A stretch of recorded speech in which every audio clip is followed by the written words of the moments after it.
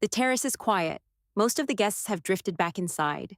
Elise pulls Jonathan Hale's jacket tighter around her shoulders without thinking. It is warm. It smells faintly of cedar and something clean she cannot name. Her hands go into the pockets. They find something. A folded piece of paper, worn at the crease, as if it has been opened and folded back many times. She should set it aside. She unfolds it instead. One handwritten page. The ink is dark and careful, and at the top, in letters written with intention, Catherine. Her chest tightens. She reads. She should stop. She does not stop. By the time she reaches the last line, her hands are trembling. She looks up through the glass doors. Across the ballroom, Jonathan is smiling at someone beside him, easy and unguarded, the way a person looks when they believe no one is watching. He has no idea what she's holding. He has no idea what she now knows. But how had it all begun? 6 weeks before that night, Elise walked into a conference room and found a man sitting so still, he made the room feel like it had been arranged around him. She had expected a surgeon. She had expected efficiency, probably impatience, possibly the particular kind of confidence that mistakes itself for authority. She had not expected stillness. She had not expected that a stranger waiting in a room could make the air feel like something she needed to step carefully into. She stepped carefully in. Her director had told her the week before. Jonathan Hale, cardiac surgeon, co-chair of the Catherine Hale Wing Benefit Exhibition. 6 weeks. Joint decisions on curation, layout, press. The kind of arrangement that required compromise, and Elise was not naturally built for compromise. But she had said yes because it was her first solo curatorship, and she was not going to say no to that. Jonathan Hale arrived at their first meeting 4 minutes early. Elise had planned to be there first, and was not. He was already seated at the long table when she walked in, a pen in his hand, a single page of notes in front of him, not checking his phone or looking at the door, reading. Like someone who had decided that waiting was just another form of preparation. "Dr. Hale," she said, setting her portfolio on the table across from him. "Miss Duval?" He stood briefly, the way someone does out of habit rather than intention. His handshake was firm and quick. "I've reviewed the exhibition brief. I have a few concerns about the timeline." "As do I," she said. He looked at her then, just for a moment, like someone recalibrating a prior assumption. Not rudely. More like someone who had walked into a room expecting one kind of light and found another. They worked through the timeline in just under an hour. He was precise, which she had expected. He was also, unexpectedly, willing to change his mind when her reasoning was solid. Not in the performative way some people have, nodding before they have heard the full argument, but genuinely. He would pause, reconsider, sometimes go back a step, and revise a position he had already stated. She noted that. She also noted that his voice dropped half a register when he conceded a point, and that it did something to the quality of the air between them that she did not immediately have a word for. He said almost nothing that was not directly relevant to the task at hand. It should have made the meeting feel efficient. Instead, it felt careful, like someone who had learned to keep the door to a room closed, not because there was nothing inside, but because they had decided that what was inside was not available for the occasion. She recognized that decision. She had made it herself. By the end of the meeting, the timeline was set and the first site visit was scheduled for the following Monday. He gathered his notes, capped his pen, and nodded once, which she understood to mean goodbye. "Dr. Hale," she said before he reached the door. He turned. "The exhibition is a tribute to someone who mattered." She held his gaze steadily. "I want it to feel like that, not like a hospital press event." Something moved across his face, fast and controlled. A brief tightening around the eyes, there and gone. "Agreed," he said, and left. Elise stood alone in the conference room for a moment after the door closed. The room still held the quality of his attention, which was a strange thing to notice, but she was good at noticing things other people missed. It was the thing that made her good at her work and occasionally inconvenient to be around. She picked up her portfolio. She filed the observation away.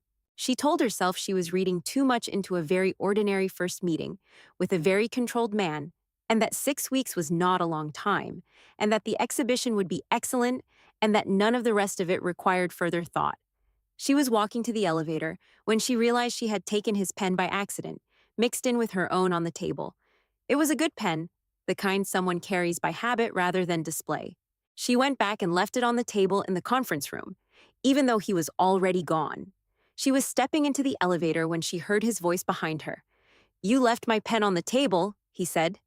He was standing in the corridor, coat already on, keys in his hand. She turned. "I thought you might miss it." A beat of silence. Something in his expression shifted, brief and unreadable. "I would have," he said. The elevator doors opened. She stepped in. He went toward the stairs. She stood in the elevator as the doors closed, and her chest did something she did not immediately register as notable until the doors had fully shut and she was alone and the floor was moving under her feet. It had been a very ordinary exchange about a pen. She told herself that on the way down. She was still telling herself that when she stepped out onto the street and the cold air hit her face and her pulse was still slightly faster than the situation called for. The following Monday, Jonathan thought the site visit would take 40 minutes. It took nearly 2 hours. They arrived at the exhibition hall at 9 in the morning.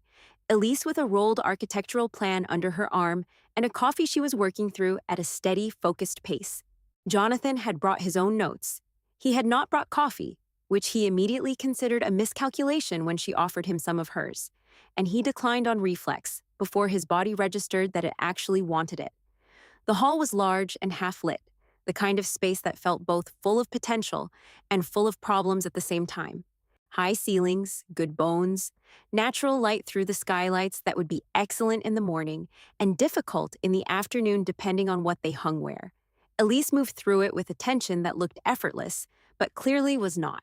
She stopped at each load-bearing wall, checked sightlines from multiple angles, crouched near the floor at one point to assess how the afternoon light would fall across the lower half of the west wall. She had her architectural plan open and was annotating it in small, precise handwriting, the kind that suggested someone who thought faster than they wrote and had learned to abbreviate. "The north section is stronger than I expected," she said, still crouching, not looking at him. "But this corner is going to be a problem in the afternoon. The light will wash the piece out." Jonathan looked at the corner. He looked at the light. He walked to the spot panel near the door without announcing what he was doing, adjusted the nearest track light 2 degrees to the left, and came back. She stood and looked at the corner again. The light had shifted, clean and direct, nothing washing. She did not say anything for a moment. He watched her see it. There was something in the way her expression changed when a problem resolved, a brief stillness before she moved on, that he caught himself looking for. "That works," she said finally. He picked up his pen and made a note. It was not about the light. They spent the next hour mapping the layout together, her with the architectural plan, him with his notes, the two of them occasionally disagreeing in ways that were productive and occasionally agreeing in ways that were quieter than either of them had planned. She had opinions about sightlines that were precise and defensible. He had opinions about the wing itself, about what the space was for. That came from a different kind of knowing than curatorial instinct, and she listened to those without dismissing them, even when they pushed against her layout logic. He respected that about her without quite naming what he was doing. At one point, their hands were both on the same corner of the architectural plan at the same time. He became aware of the warmth of her hand near his before he registered anything else. Neither moved right away. 2 seconds. 3. He was aware of her breathing. He was aware that she had gone very still. Then he moved his hand to a different part of the page, and she looked at the map, and neither of them said anything, and his pulse took longer than it should have to settle. "The lighting plan needs a full revision," she said. She was looking at the map and not at him.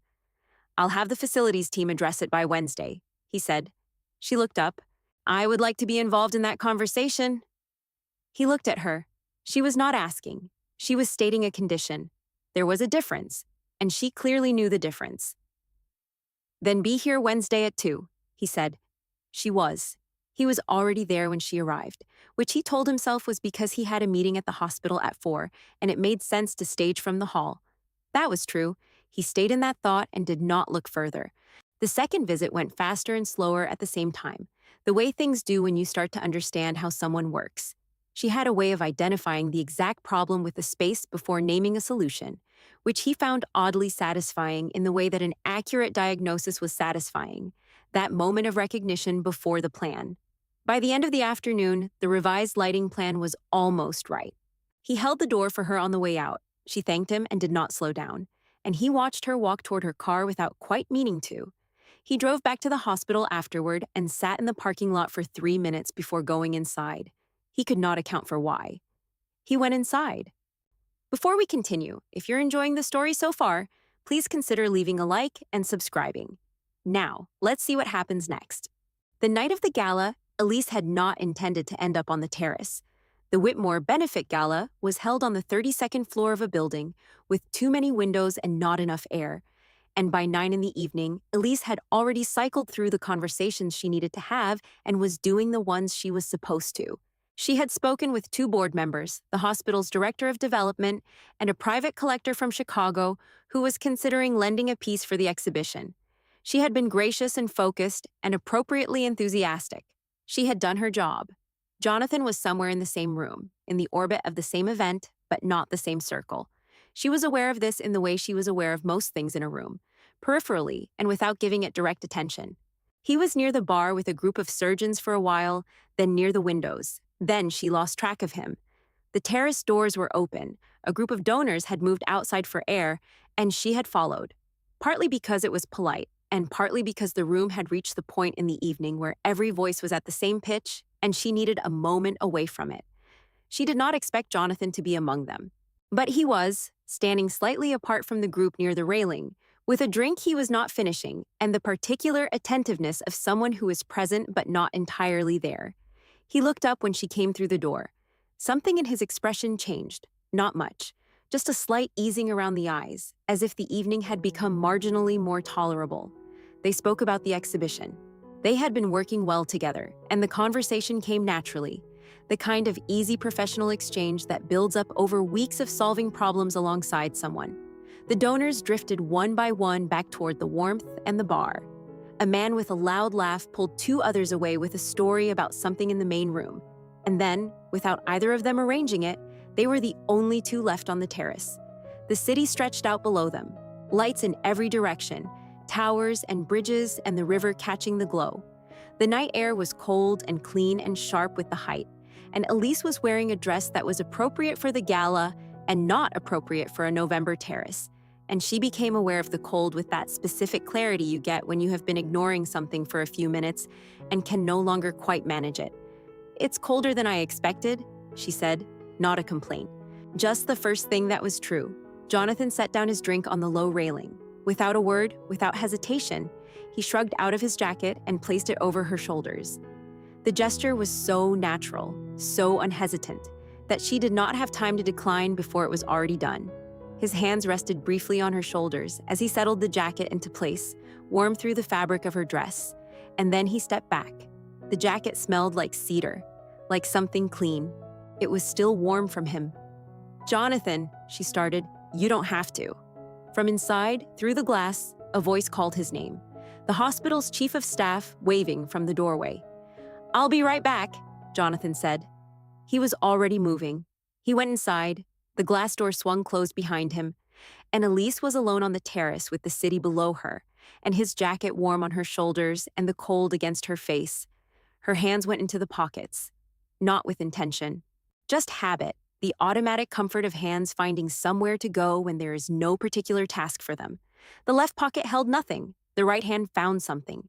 A folded piece of paper, worn at the crease, the kind of worn that comes from being opened and closed many times over a long period. She looked down at it. She should set it on the railing for him. She should go inside and give it back. She held it for a moment in the cold, aware that she was making a choice and aware that she was not quite making it yet. She unfolded it. 1 page, handwritten, the ink dark and deliberate, the letters small and even. She saw the name at the top before she made any real decision. Catherine. And then the first sentence, and then she was reading, because the heart does not wait for permission. It was not a love letter. She understood that within the first lines. It was something rarer and harder than that. It was a man writing to the woman he had lost, confessing what he had never been able to say out loud, that he had been exceptional at his work, and that the work had been his language, his way of offering something, and that she had deserved someone who stayed, that he had sat at her bedside in those last weeks and understood with terrible clarity that he had spent their marriage saving other people's hearts while letting hers go quiet from lack of tending, that he had known how to perform a bypass and had not known how to sit still in a room and simply be present. He was sorry. He had never said it to her face. He had written it instead, after, when it was too late for it to do anything except be true. Elise stood on the terrace with the letter open in her hands and the city stretched out below and her chest aching with something she did not have a name for. She read it once. She reread the last paragraph. She stood there for a moment, and then she folded the page carefully, along the existing crease, exactly as it had been, and placed it back in the right pocket. She looked through the glass. Jonathan was across the ballroom, laughing at something the man beside him had just said. Laughing, easy and open, the way he so rarely did in rooms she had shared with him. He had no idea what she had just read. He had no idea what she was now carrying. She stood there until her hands had stopped trembling. It took longer than she would have expected. Then she went back inside. She found her smile and put it back on and finished the evening. At the end of the night, near the coat check, she handed him his jacket. He thanked her and put it on, and she watched his hands go into the pockets with the casual, unconscious motion of someone checking that everything was still there. He felt the paper. His hand paused for just a fraction of a second. Their eyes met. She held his gaze steadily, and she smiled, the kind of smile that is mostly a choice, and said it had been a good night for the foundation. Yes, he said. Good night, Miss Duval. She took a cab home and sat in the back of it, watching the city go by outside the window. She did not sleep until nearly 4 in the morning. She lay on top of the covers with the lights off, staring at the ceiling, and thought about a man standing at a bedside and about all the things that are true too late. She lay in the dark, staring at the ceiling. The question that kept her awake was simple. How long could she keep looking at him like she knew nothing, when she already knew everything? The next morning, Jonathan noticed nothing different about her, which Elise would later understand as the most disorienting part. She had spent the drive to the foundation half convinced that it would be visible somehow, that it would be written in the way she looked at him, some involuntary softness, some weight in her expression that had not been there before. But he arrived at the small meeting room with his notebook and his calm professional attention, greeted her the way he always did, briefly and without ceremony, and sat down. They were reviewing the catalog layout. She had prepared notes. He had prepared more notes. The meeting was, by every measurable standard, identical to the ones that had come before it. Except that it was not. She kept noticing things she had never registered before. The way he held a pen, loosely, like someone who spent their professional life making marks with precision and had learned not to grip too hard when the stakes were lower. The slight pause before he responded to something he disagreed with. Not hesitation, more like a door opening inward before he walked through it. The fact that when she made a point he found genuinely good, he wrote it down immediately, before saying anything, as though the record of it mattered more to him than the acknowledgement. She told herself she was noticing these things because she was paying closer attention after the gala, the way you pay closer attention to a painting after you have learned something about the person who made it. That was a reasonable explanation. She held to it. About halfway through the meeting, they disagreed about the placement of a piece in the west corridor. She had wanted it on the south wall where the afternoon light would give it depth. He thought it needed to be on the north wall, where it would be visible from the main entrance. They went back and forth about it with the particular rhythm they had developed, neither of them deferring, each listening to what the other was actually saying rather than waiting to repeat their own position. In the end, she came around to his view, not because he had argued better, but because he had said something about the entrance angle that she had not considered, and that was genuinely correct. She moved the piece on the layout sketch and wrote his note in the margin. He watched her do it. She was not sure he knew she noticed. Later that afternoon, they went back to the exhibition hall to check on the lighting revisions. A technician was working on the rigging along the far wall, and Elise was explaining the sightline logic from the main entrance, walking him through the geometry of where a viewer's eye would land first when stepping through the door and what it needed to find there. She had thought about this carefully, about the difference between a room that shows you everything at once and a room that leads you somewhere. She was mid-sentence, describing the angle of approach toward the west wall, when she became aware that the room had gone quiet behind her, not silent, just different, the particular quiet of someone who has stopped doing what they were doing. She finished her thought, answered the technician's question about the second anchor point, and turned around. Jonathan was leaning against the wall near the door with his notebook closed in his hand. He was not looking at the rigging. He was looking at her, not the way he looked at the layout, not the assessing, problem-solving attention she had come to know. The other kind, the kind that does not have a practical purpose.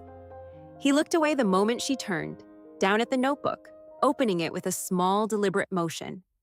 "The north wall needs another 2 degrees," he said. "Even, measured." "Agreed," she said. She turned back to the technician.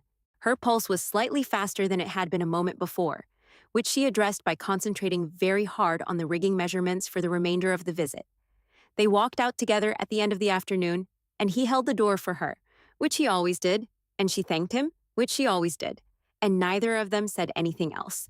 But at her car, she looked up and found him still standing by the entrance, looking at something in his notes, and she had the brief and very clear impression that he was not reading them.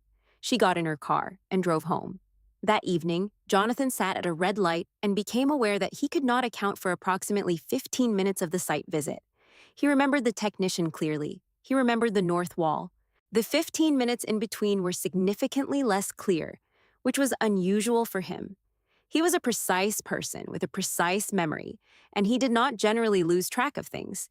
He picked up his notebook from the passenger seat at the next light, checked his notes, and found 2 lines about the rigging hardware and nothing else. He put the notebook away. He drove home and ate dinner standing at the kitchen counter and told himself that the 15 minutes were simply time he had spent watching the rigging, and that there was nothing in the afternoon that required any particular thought, and that in 2 weeks the exhibition would open and the project would conclude and everything would return to what it had been before. He told himself this several times. He was very deliberate about it. 2 weeks into the project, Elise was certain she had everything under control.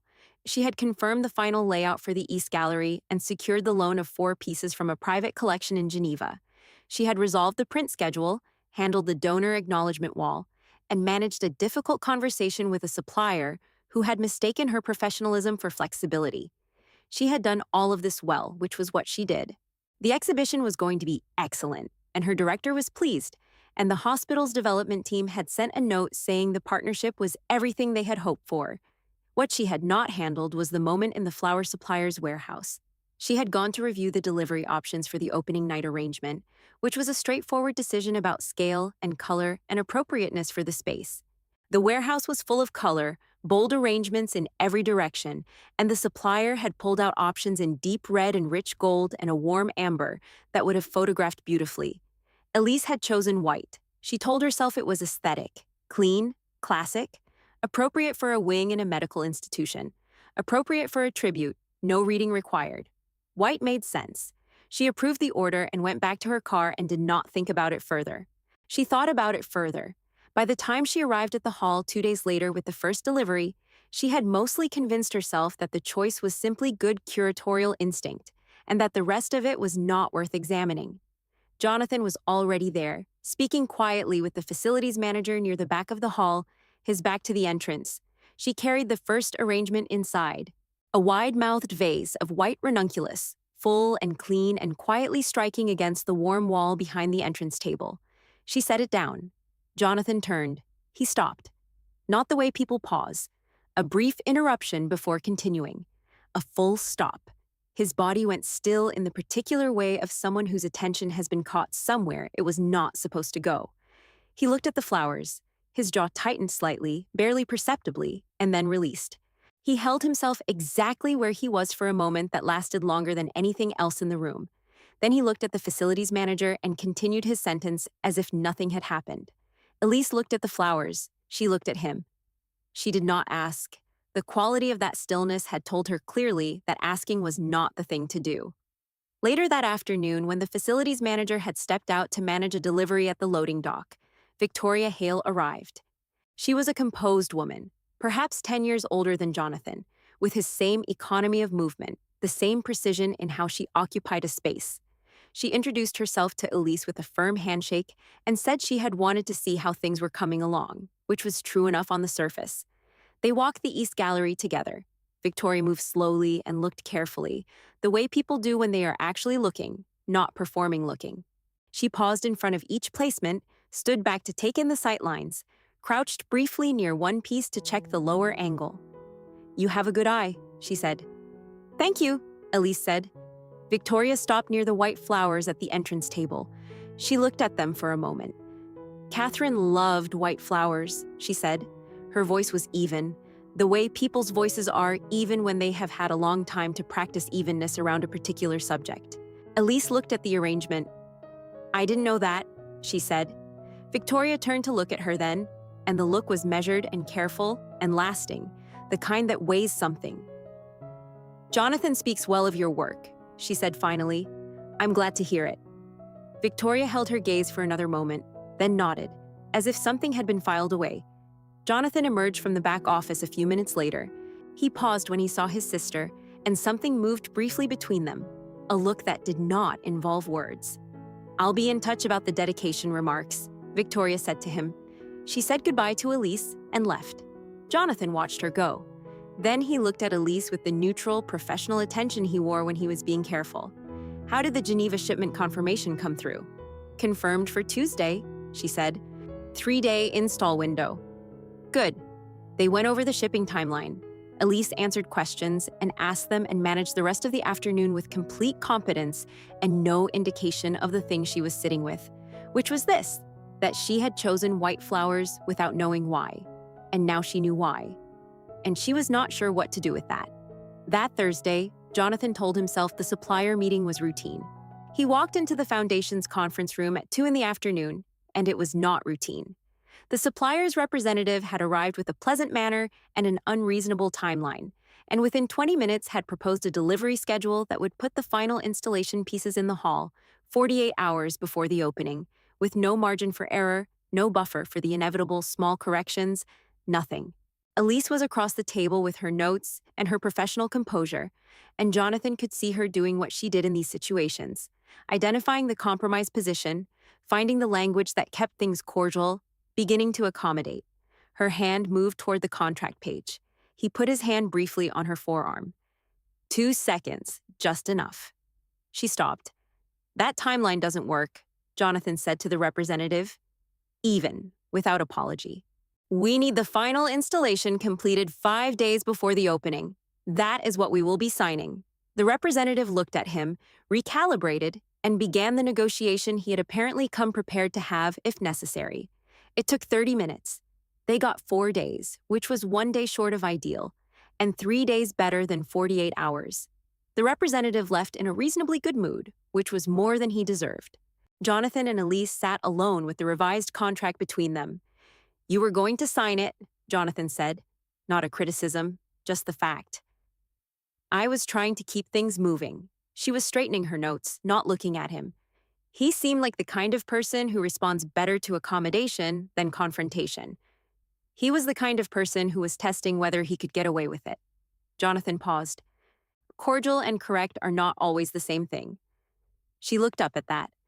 There was something in her expression he could not quite read, not quite agreement, not quite resistance, more like recognition. "No," she said, "they're not." The contract went to the Foundation's legal team. They should have packed up and left. The afternoon was mostly gone, and they both had other things waiting. But the layout sketches were still spread across the table between them, the exhibition map with its careful notations in 2 different handwritings, and neither of them reached for their things. Jonathan looked at the east wall sketch. At the sightline she had drawn from the entrance to the anchor piece, the slight diagonal that created movement in the eye's journey through the space. He had initially thought it was unnecessarily complex. He had since come to understand it was the thing that made the room breathe. "It's going to be good," she said. She said it quietly, almost to herself. He looked at the map. He thought about the wing, about the light they had placed, about the way the space had started to feel less like a hospital corridor and more like somewhere a person might want to stop and stay for a moment. "Yes," he said. "It is." The silence that followed was comfortable in a way he had not expected from their first meeting. Not the silence of 2 people who had run out of things to say, but the silence of 2 people who were thinking about the same thing and did not need to name it. It was Elise who finally stood. She gathered her copies of the contract and her notes and said she would have the legal team confirm the revised terms by morning. Her voice was the professional version of her voice, easy and collected. "Good," he said. She walked to the door. She paused with her hand on the frame. "Jonathan," she said. He looked up. "Thank you for the contract." "It was the right call," he said. She nodded and left. He stayed at the table for longer than he needed to. He looked at her handwriting on the layout sketch, the small, precise annotations in the margins. He thought about the way she had gone still when he put his hand on her arm, the way she had not pulled away. He closed the folder and stood and went out into the corridor and told himself that there was nothing in the last 2 hours that required any particular thought. He thought about it for most of the drive home. A week before the opening, Elise thought she had learned the shape of who Jonathan Hale was. She had learned his rhythms, how he moved through a space, always checking structure before surface, always measuring weight before beauty. How he said more with a long pause than most people said with sentences. How he arrived early for things he cared about and exactly on time for things he did not, and how she had never once seen him arrive late. She had learned that he took his coffee black and cold if he forgot it, which was often, and that he never commented on the forgetting, just drank it anyway. She understood the shape of him, or she thought she did. She thought she had filed it correctly, understood the distance he kept and why, and that she had kept her own parallel distance because that was the sensible thing, and she was good at sensible things. Then she found him in the wing. She had come back after hours to check the placement of a piece in the south corner that had been bothering her all day. The catalog photograph had been taken at a slightly different angle than the actual piece sat in the space, and the discrepancy was small enough that no one else would notice, but large enough that she would. She had the right tools to correct it in 20 minutes. The hall should have been empty, but as she came down the corridor toward the wing entrance, the lights inside were on. She stopped at the doorway. Jonathan was standing in front of the dedication plaque on the far wall, the one that read Catherine Hale Wing, and beneath it the words she had written herself for the catalog, in memory of a woman who made this hospital a warmer place. He was not touching it. He was not doing anything. He was just standing there with his hands at his sides and his coat still on, looking at the plaque with the expression of someone who has had this exact conversation with himself many times and still has not found the door out of it. Elise stood at the entrance and did not go in. She watched him for perhaps 4 seconds. She watched the slight rise and fall of his shoulders. She watched him raise one hand to his jaw briefly, then lower it. Then she stepped back from the doorway and walked quietly back down the corridor. She sat in her car in the parking lot with the engine running for the heat and did not drive anywhere for a long time. She had read his letter. She had known, abstractly, what he was carrying, the specific shape of the grief and the guilt, the thing he had written down and folded and kept in his pocket for 3 years. But there was a difference between knowing a thing and watching it. Watching it made it real in a different way, made him real in a different way. She thought about the first months after her own marriage ended, the silences she had gotten good at, the way she would sit in the apartment they had shared and feel, not heartbreak exactly, but a kind of absence that went past the rooms and settled somewhere deeper. The particular loneliness of a life that had gone quiet from lack of tending. She had recognized it when she read his letter because she had felt something like it herself. She drove home. She did not sleep well. The next morning, she arrived at the hall to find Jonathan already there, reviewing the checklist with the installation team. He greeted her the same way he always did, and they went to work. The day was productive and detailed, and she was careful not to let anything show. In the late afternoon, the installation team broke for coffee, and she and Jonathan were left in the main hall alone, standing at opposite ends of the space with their own cups, both of them looking at the room they had spent weeks building. The north wall light fell warm and indirect, angled just above eye level, the placement she had argued for in the second week after he had been skeptical. She liked this kind of light, he said, without particular preamble, his voice quiet, not looking at her, looking at the wall. Warm, indirect. She said hospitals felt cold, and she never understood why they had to. Elise looked at the light. She thought about the argument she had made, about the difference between a light that illuminates and a light that holds. She was right, Elise said. He turned to look at her then, not quickly, slowly and deliberately, the way he looked at the things that mattered. Yes, he said, she usually was. The silence between them was honest in a way their silences had not quite been before. Not comfortable or uncomfortable, just true. Elise looked back at the wall. Her chest ached with something quiet and persistent. She finished her coffee and went back to the checklist, and Jonathan did the same, and neither of them mentioned it again. But that evening, sitting at her kitchen table with her notes spread out around her, she caught herself thinking about the way he had said she usually was, the particular weight of it, the way some things are simpler and heavier than you expect. She closed her notes. She went to bed. She lay in the dark and thought about a man standing alone in front of a plaque, and about what it meant to keep folding a piece of paper in your pocket for 3 years, and about whether the things you carry get lighter if you give them somewhere to land. 3 nights before the opening, Jonathan believed there was still a safe margin of distance. He was wrong about that. They were alone in the hall. The installation team had finished the heavy work and gone home 2 hours earlier, and the space had changed quality the way large rooms do at night. Quieter, more contained, the ceiling higher somehow in the dark beyond the lighting. The light was set for the event now, warm and low, not the flat working light they had been under for weeks, and it made everything look slightly more final. The pieces on the walls fixed and clear, the space gathered into itself. They had spent the evening finishing the placement of the last 4 pieces. One had been heavier than its documentation suggested, and had required 2 attempts to hang correctly and a third adjustment for level. By the time it was right, the team was gone, and it was past 11 and the hall was theirs in the particular way that shared spaces become yours when everyone else has left. Elise was at the table near the entrance, making final notes, her coat still on, her hair coming loose from where she had pulled it back hours ago. She had a cup of tea that had gone cold beside her, and she was not drinking it.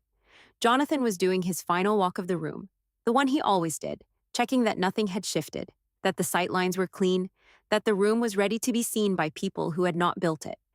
He came to stand beside her at the table. "The east wall," he said. "Is perfect," she said, without looking up. "The light on the 3rd piece is still running warm." "It's intentionally warm." "The artist's specification?" He looked at the piece. She was right. He had known before he said it. He did not move away from the table. The silence was different from their other silences. All their other silences had been about something. The room, the work, the problem being considered. This one was not about anything except the 2 of them standing next to each other at 11 at night with the room finished between them and nowhere useful to put their attention. Elise set down her pen. She looked up. He was already looking at her, not at the notes or the wall or the map, at her, the way he had been caught looking that afternoon with the technician, but this time he did not look away. "Jonathan," she said, just his name. "The way you say a word when you're not sure what should follow it but know that something should." He reached out slowly and touched her face, the backs of his fingers against her cheek. Careful, deliberate, not uncertain. Her breath caught. He felt it. He saw it. Oh, he stayed where he was. "May I?" he said quietly. "Yes," she said, barely a whisper. He leaned in and kissed her, gently, carefully, with the particular quality of someone who has not done this in a long time and is aware of what it means. She kissed him back, her hand coming up to his arm, and her grip was light but real. He pulled back first. He stayed close, his forehead almost against hers, his breath slow. She could feel the warmth of him. She was aware of her own pulse in a way that had not felt familiar for a very long time. He stepped back. "Elise," he started. "You don't have to," she said, quietly. She was looking at the table again, her hand back near her pen. "It's late. We should finish." He stood there. The distance he had kept for 3 years was not where he had left it, and he did not know how to recover it or whether recovering it was what he actually wanted. Both of those things were true at the same time, and he did not know what to do with that. He got his coat. He helped her carry the last of the supplies to the storage room. He walked with her through the empty hall and out into the cold parking lot, and he waited until her car started before he moved toward his own. Her taillights disappeared around the corner, and he stood in the cold with his keys in his hand for a long moment. Something had opened. He had not done it on purpose, but he had not stopped it either, and he was not sure what that said about him or what he was going to do next. He drove home and sat in his kitchen for a while in the dark, and did not sleep until late. The following morning, Elise told herself that what had happened was simply a moment. She was good at this particular kind of reasoning, had refined it over years, the careful and somewhat dishonest practice of reducing things to their most manageable form. A moment, a lapse in professional distance, something that came from the accumulated weight of the project and the late hour and the finished room and the particular atmosphere of a place you have built with someone. Nothing that required analysis, nothing that required anything. She was still making this argument to herself at 9:30 when her phone rang. "This is Victoria Hale," the voice said. "Jonathan's sister. I think we should speak. Would you come by the foundation this afternoon?" The foundation's small meeting room was quiet and neutral, the kind of room that has no allegiances. Victoria was composed and precise, and she sat across from Elise with her hands folded on the table and her eyes direct. "How long have you known him?" Victoria asked. "6 weeks. We've been working on the exhibition together." "That's not what I mean." Victoria paused. "You carry yourself differently around him than people usually do. There is something you know about him, something that makes you look at him with a kind of familiarity that doesn't fit the timeline." Elise kept her expression steady. "I don't know what you're referring to." "I think you do." The silence between them lasted several seconds. Outside the window, someone was crossing the parking lot with a coffee and their phone. An ordinary Tuesday afternoon. "It's not my information to share," Elise said finally. Victoria looked at her for a long moment. "He trusted that information to himself," she said. "Not to anyone else." "I know," Elise said. "I'm aware of that."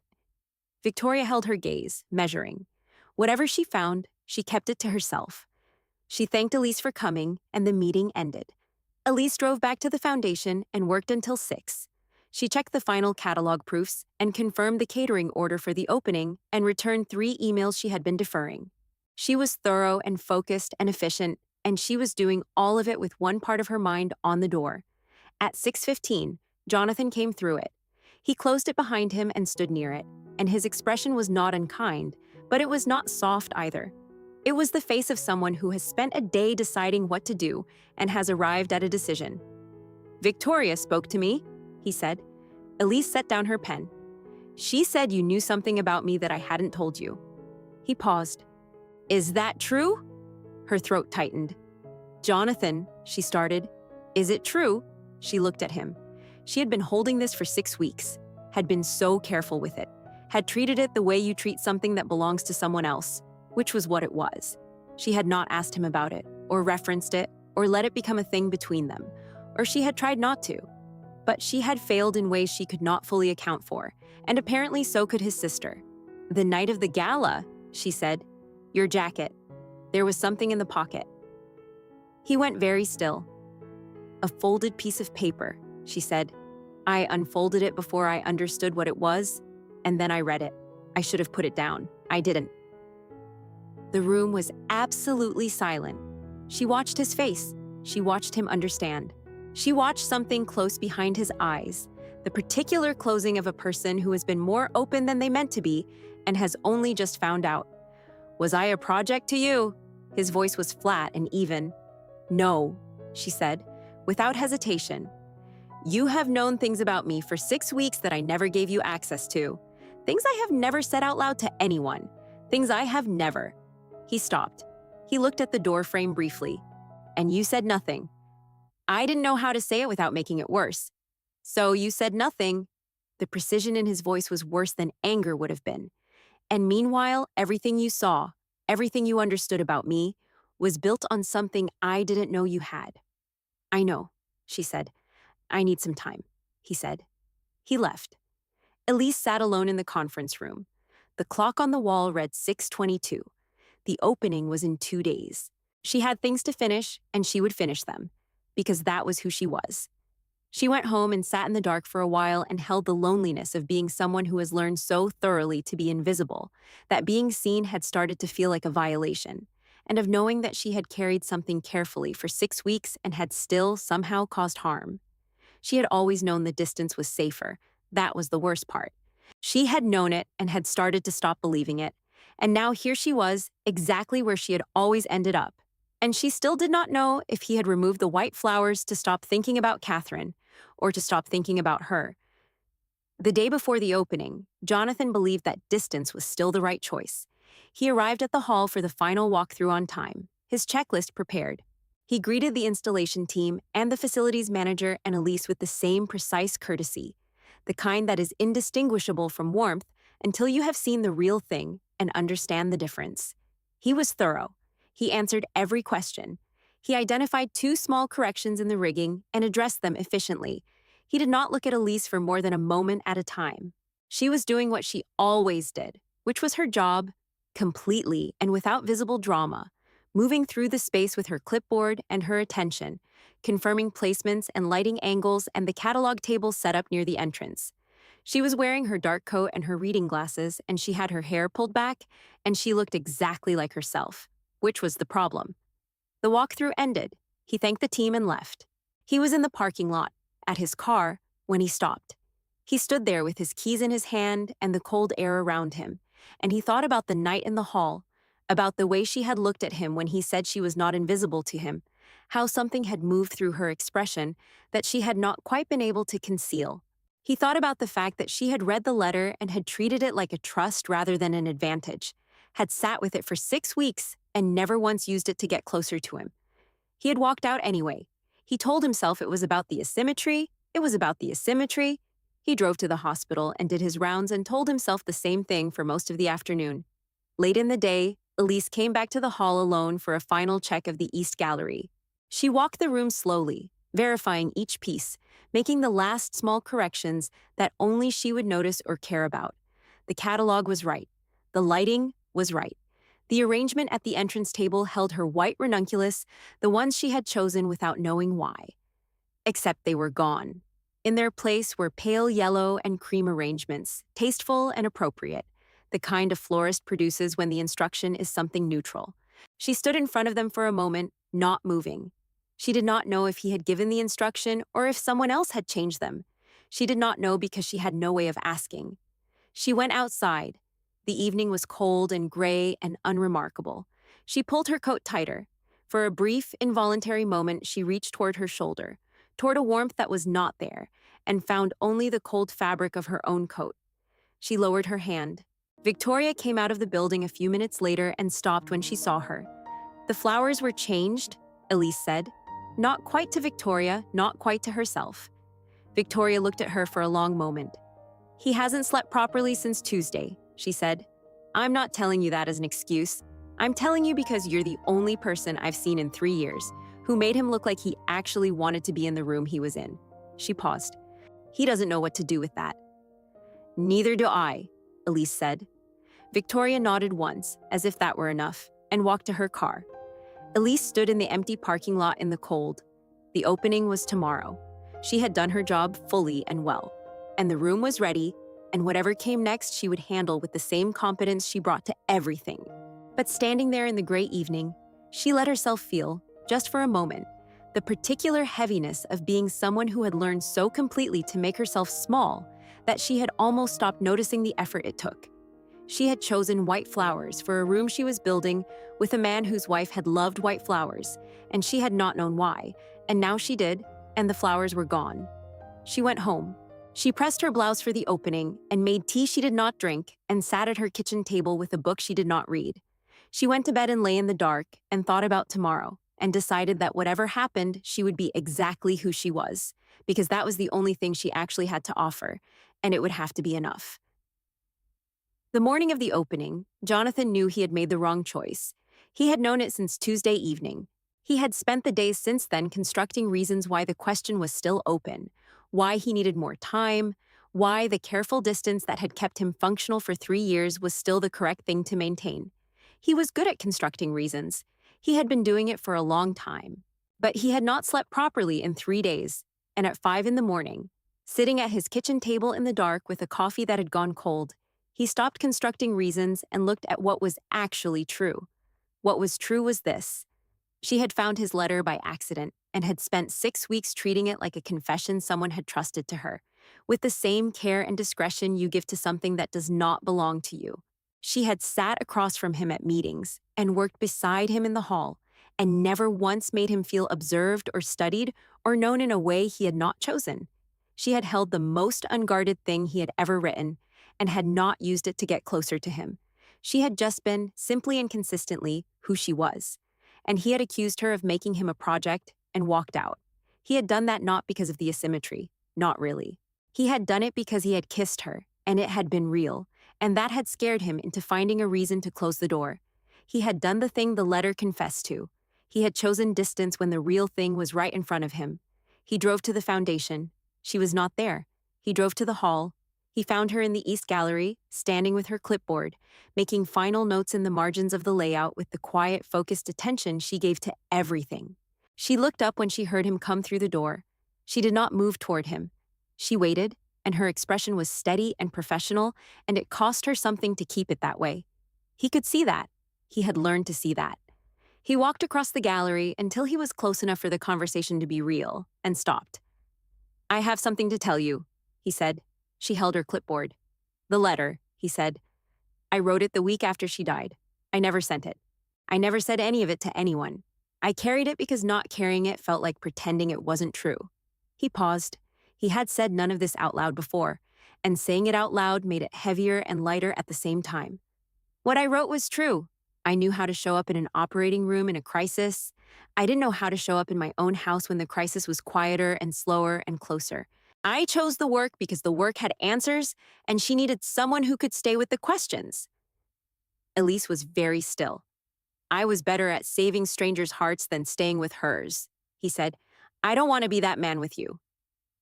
The words settled in the quiet of the gallery and stayed there. "I've been watching you for 6 weeks," he said, and telling myself I wasn't. Noticing things I labeled professional, because that was the only category that felt safe. The way you stand in a room like you belong there and don't quite believe it. The way you give everything to the work and ask for nothing back. The way you chose white flowers and had no reason to give me. He stopped. He looked at her. "I know why. I don't think you do." Her throat moved. Something in her expression had shifted, barely visible. The slight give of someone who has been holding themselves carefully and has felt something loosen. "You are not invisible to me," he said. "You never were." She held his gaze for a long moment. Then she set the clipboard down on the nearest surface. She took 2 steps toward him and reached out and took his hand. Neither of them spoke for a while. The morning light came through the skylights warm and even, the light she had spent weeks calibrating, and the room held it the way she had intended.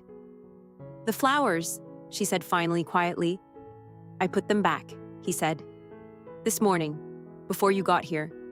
She looked at him. "I thought if I changed the room," he said, "I could stop feeling what I felt about it, about all of it, about you." He paused. "It didn't work." She was quiet for a moment. "No," she said. "Those things don't usually work."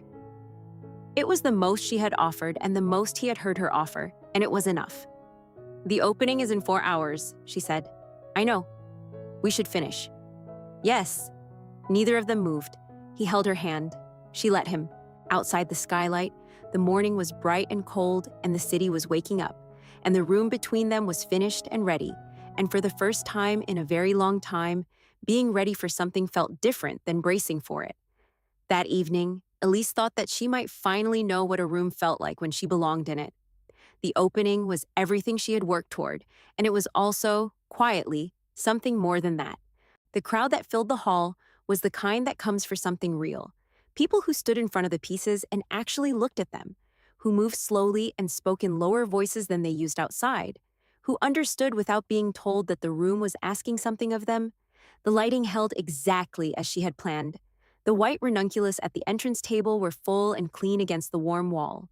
The dedication plaque at the far end of the wing caught the light at the angle she had calculated, not prominently, not in a way that demanded attention, but in a way that made it findable to anyone who was looking.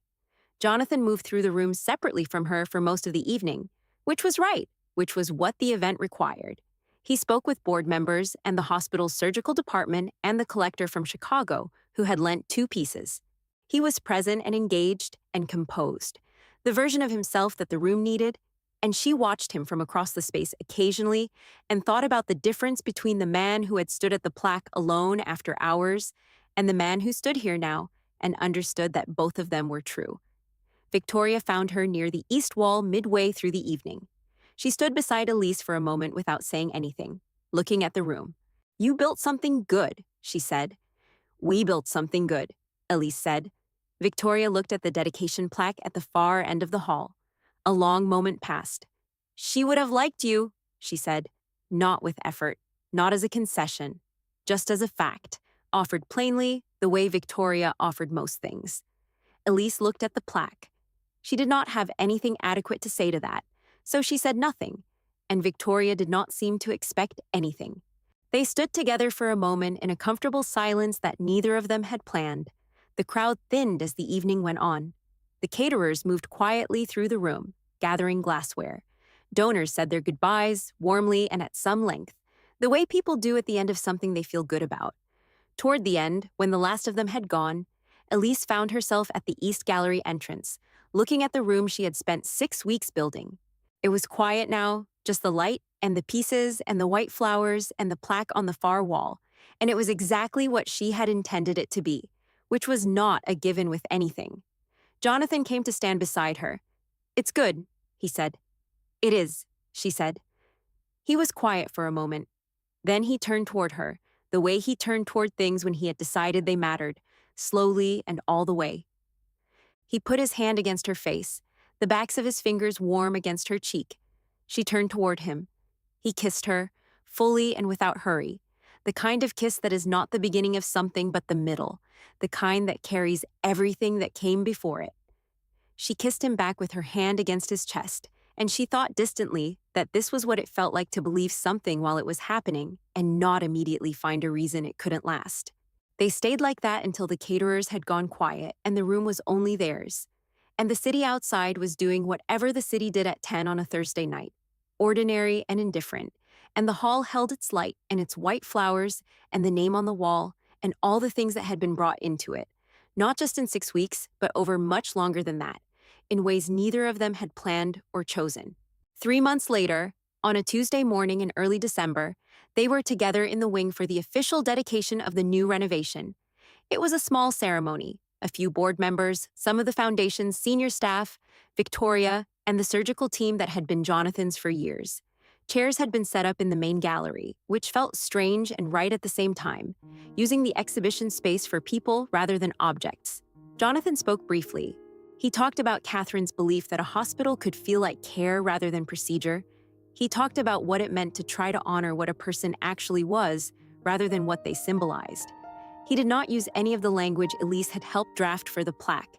He used his own, which was simpler and better. He did not look at her while he spoke.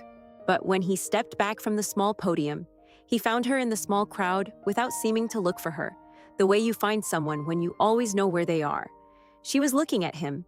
They stayed until after the board members had shaken hands and gone, until the chairs had been folded and carried out and the wing was quiet again. They walked out together into the cold December morning, his hand finding hers on the steps, and the city was bright and cold and going about its day in all the ways that felt, improbably, like enough. "Next project?" she asked. He thought about it. He was almost smiling. "Something smaller. Something with better lighting. You always say that." "The lighting is always the problem." He held her hand, and they walked toward the parking lot, and the wing was behind them with Catherine's name above the door and warm light inside and white flowers. And ahead was a cold December morning and whatever came next. Whatever came next felt, for the first time in a long time, like something worth walking toward. If this story found its way into your heart, I would love to know.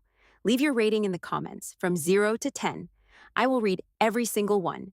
Please subscribe. It costs nothing and means everything for the channel. Thank you for being here. See you in the next story.